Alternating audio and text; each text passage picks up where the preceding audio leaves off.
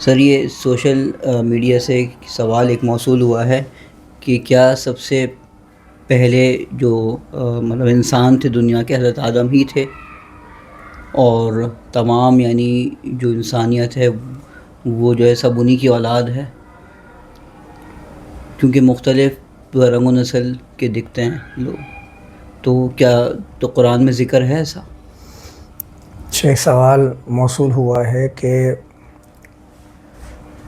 حضرت آدم، ان کو ابو البشر بھی کہا جاتا ہے کہ انسانوں کے باپ،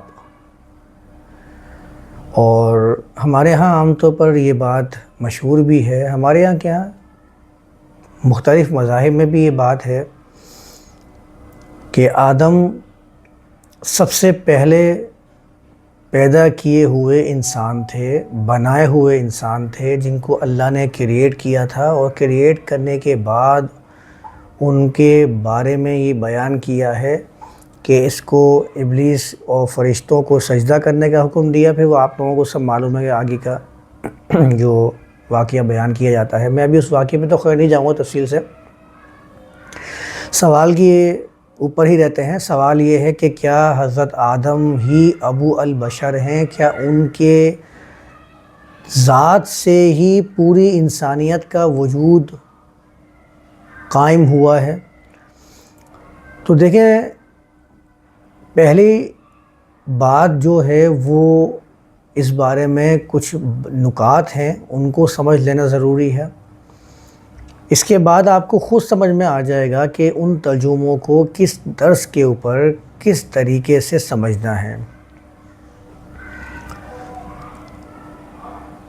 حضرت آدم کے بارے میں جو بیان کیا جاتا ہے کہ وہ سب کے باپ ہیں، ان کی ہی ذات سے انسانیت کا وجود قائم ہوا تھا. ان کے ہی جسم سے ان کی بیوی کو، یعنی جن کا نام حوا بیان کیا جاتا ہے، ان کا جنم ہوا تھا.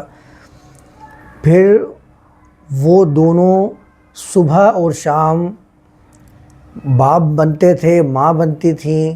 ان کے ہاں بچوں کی ولادت ہوتی تھی، جڑواں بچے پیدا ہوتے تھے، اور جڑواں بچے پیدا ہونے کے بعد آپس میں ان کا نکاح ہو جاتا تھا. اس طرح انسانیت آگے بڑھتی رہی ہے.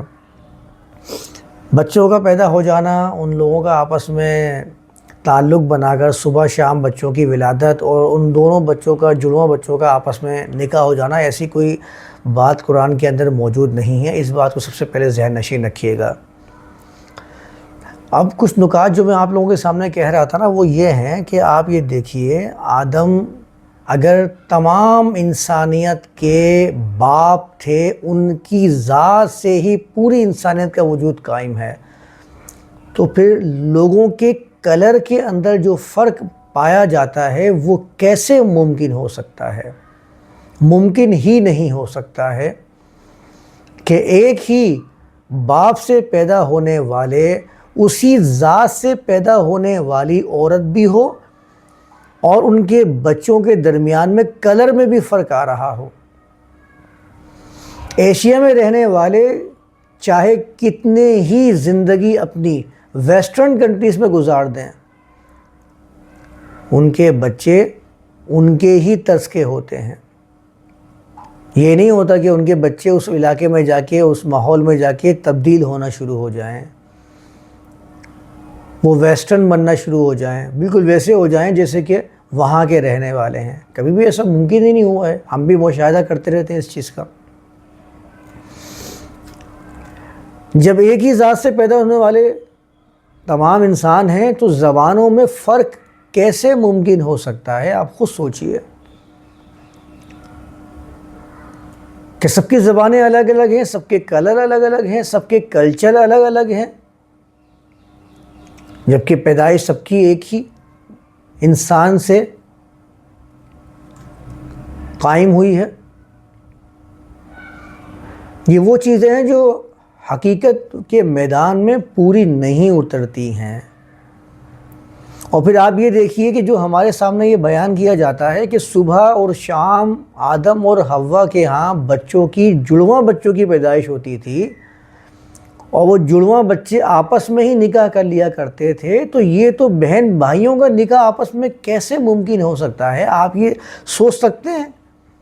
اگر بہن بھائیوں کا نکاح ممکن ہو سکتا ہوتا اور یہی فطرت کا قانون تھا، تو بہن بھائیوں کا نکاح تو فطرت کے مطابق ہوا، فطرت کے خلاف نہیں ہوا۔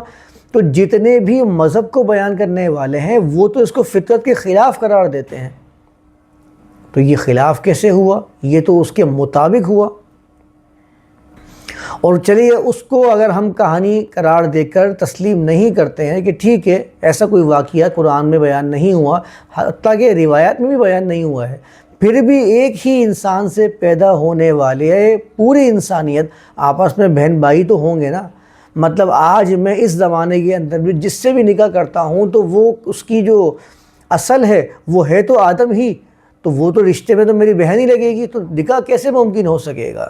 جب بھی بات یہ آئے گی کہ فطرت کے اندر نکاح بہن اور بھائیوں کا یہ بالکل جائز ہے اور فطرت کے مطابق ہے، تو اس بات کو آپ ذہن میں رکھ لیجئے۔ یہ وہ نکات ہیں جو سمجھنے والے ہیں۔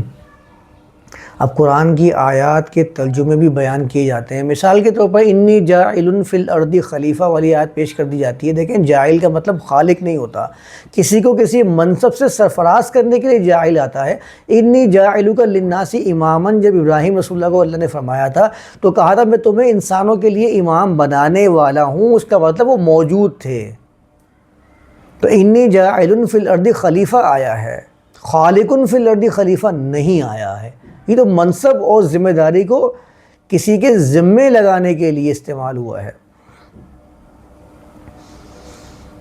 باقی جتنے تراجم قرآن کے اندر آئے ہیں نا، نص واحدہ، ایک نص سے، تو نص کا مطلب بھی صرف جان نہیں ہوتا، نص کا مطلب تو طریقہ کار بھی ہوتا ہے، طرز بھی ہوتا ہے، قانون بھی ہوتا ہے۔ ایک ہی قانون کے مطابق پوری انسانیت کی پیدائش ہوئی ہے، اس جہت سے ہر انسان ہونے کی حیثیت سے برابر ہے۔ یہ پیغام واضح ہے اس آیت کے اندر، سورہ نساء کی پہلی آیت کے اندر۔ اور بھی دیگر مقامات جہاں آدم کا نام آیا ہے، قصہ آیا ہے، اس کو تو خیر میں تفصیل سے بیان کروں گا، لیکن آپ پہلے یہ نکات سمجھ لیجئے، آپ کو خود بخود بات سمجھ میں آنی شروع ہو جائے گی۔ کس طرز پر قرآن نے بیان کیا ہے، یہ سب ہم ان آیات کا ازسر نو جائزہ لیں گے تو بات واضح ہو جائے گی۔ سوال جو ہمارے سامنے آیا تھا وہ نکات میں نے بیان کیے ہیں، ان نکات کی روشنی میں آپ ترجموں پر نظر ثانی کرنا شروع کریں، حقائق کی روشنی میں رکھیے، اللہ کے قانون کی روشنی میں رکھیے، آپ کو خود سمجھ میں آئے گا کہ ان ترجموں کو کس طریقے سے سمجھنا ہے۔ جیسے کہ میں نے مختصر بیان کر دیا، انی جاعل فی الارض خلیفہ، نص واحدہ، نص کا معنی عربی زبان میں دیکھ لیجئے، قانون، طریقہ، یہ سب ہوتا ہے، تو بات کلیئر ہو جائے گی۔ تو میرے خیال سے یہاں تک بات سمجھ میں آ گئی ہوگی، باقی تفصیل میں اس کے مقام پہ جا کے، ہر آیت کے مقام پہ جا کے بیان کروں گا۔